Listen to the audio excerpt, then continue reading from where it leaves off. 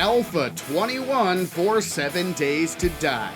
Yay or nay? Well, we've got a lot of changes to cover and no time to waste, so let's get to it. Ladies and gentlemen, there is an extensive list of changes coming to 7 Days to Die in Alpha 21. But will these changes be positive or negative? Well, today we're going to go through each of these changes, and I'll give you my opinion on whether it is a good thing or a bad thing. Now keep in mind that I am basing my opinion on the information that is currently available. Once Alpha 21 drops, we'll give it a go and reassess. But for now, let's take a look at each of these changes and decide if it is a yay or a nay. But before we begin, I did want to mention that I have started a brand new members-only series for The Witcher 3. This new series is available to members of Savin's Court at the Knight tier and above. So if you'd like to support the channel directly and access some awesome additional content, consider joining Savin's Court. You'll find a link to my Patreon page in the description of this video. Now with that being said, let's get to it.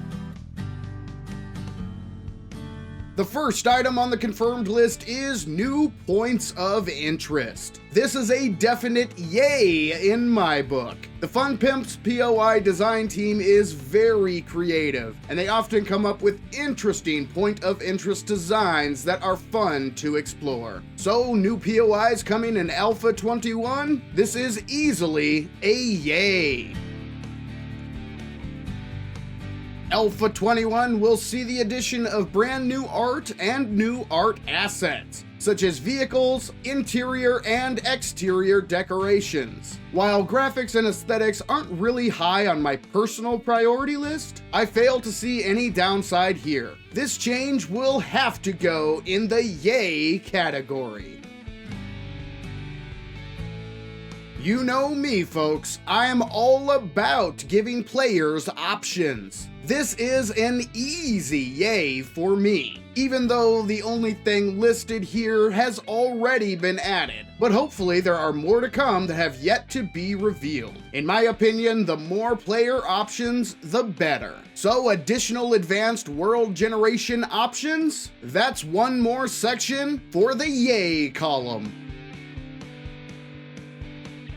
Next, we come to one of the biggest changes coming in Alpha 21. And ladies and gentlemen, we have also come to our very first nay. And that is because it all comes back to options. There is no doubt that the new Learn by Reading system will limit player options. Players will have to allocate much more time to looting and trader interactions. Plus, crafting progression is now completely dependent on RNG, neither of which are good things in my book. So Learn by Reading falls into the nay category. This change gets a yay from me, folks. These new interactive environmental hazards should provide players a new challenge to overcome while exploring POIs, and perhaps they can be implemented in base designs. So the new interactive environmental hazards get a yay from me.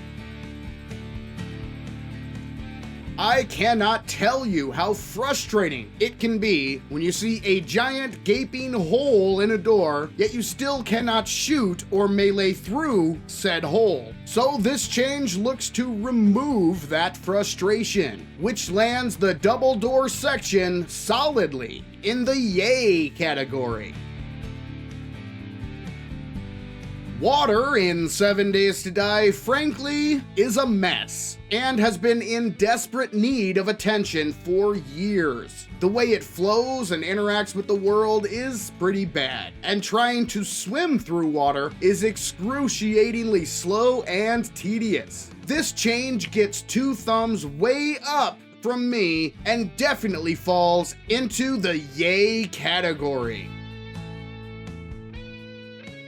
Now this section is kind of deceiving. That's because we're not getting new armor. Instead, what's being added is new armor skins, on which I'm split. The new iron armor skin looks absolutely atrocious. However, the new commando military armor looks kinda cool. That being said, I'll have to stick this section in the nay column. In my opinion, armor shouldn't even have its own section. It should have been included in the new decorations section. So the new armor coming in Alpha 21? Unfortunately, I must say, nay. Another one of the big changes coming in Alpha 21, the drinking water rebalance attempts to focus on survival and make the survival aspects a bit more challenging. While I agree with the goal of this change, the solution the Fun Pimps chose to go with is kind of baffling. There are several other ways the Fun Pimps could have gone about increasing the survival aspect of water without creating several unintended problems. The drinking water rebalance is a big nay in my books, folks. The spear is an excellent weapon in the early stages of the game. However, it quickly falls off. The attack speed is just too slow, and the damage doesn't scale well into the mid and later parts of the game. Plus, it's never a good idea to disarm yourself when engaging in melee combat. The spear rework appears to make the spear weapons more viable long term. So I have to give this change a yay. There it is yet again, ladies and gentlemen. My absolute favorite word to see, option. That word will almost always guarantee that I'll like the change. Giving the players the option to turn it on if you want to use it, or turn it off if they do not, is always the right way to go. The chunk reset option is an easy yay for me, folks.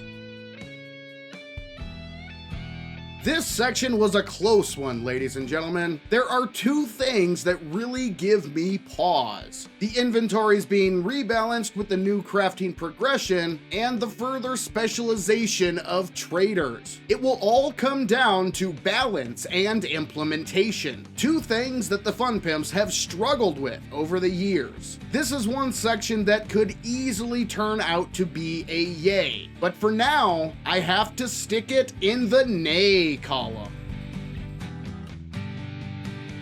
While it is just a simple quality of life change, I have spent countless hours trying to hide the wiring system of my base designs. And it'll be nice to not have to do this, meaning I can spend that time elsewhere. The electricity change gets a yay from me.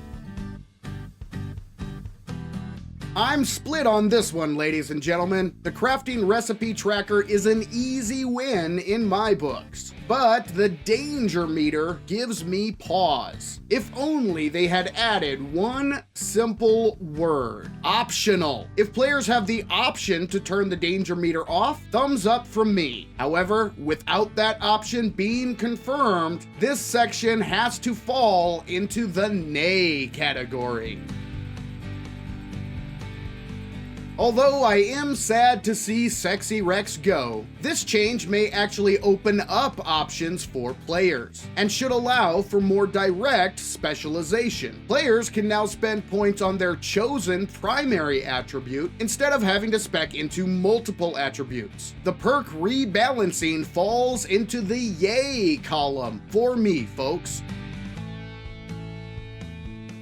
This is another section, ladies and gentlemen, that will come down to balance and implementation. However, this time, it falls into the yay category. Having the ability to turn the zombie jerks into roadkill is just too enticing. My only real concern is making the impact damage too punishing on vehicles. This change could easily fall into the nay column if implemented incorrectly. However, I just love the idea of mowing down them zombie jerks too much. So, the vehicle changes section is a yay for me.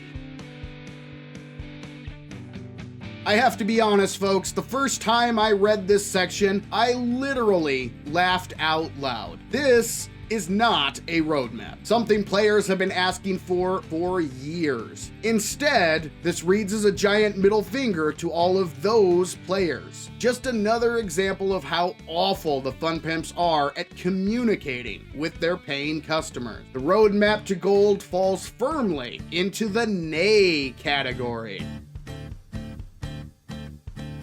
And here it is, ladies and gentlemen, my finalized list of changes separated into either yay or nay. And as you can see, there are far more yays than nays. However, most of the significant changes coming in Alpha 21 fall into the nay category. But we shall see how this list changes once Alpha 21 drops, because I'm sure that it will. But that is only one man's opinion, folks. Now I'd like to hear what you all think. So comment below and let me know, are there any sections that you disagree with? Let me know in the comments below. And check out my new members only series for The Witcher 3. It is available to members of Savin's Court at the Knight tier and above. So if you're interested in becoming a member and checking out the new members only series, check out my Patreon page. You'll find a link in the description of this video. But for now, this is Savin saying thank you, ladies and gentlemen, and I'll catch you in the next one.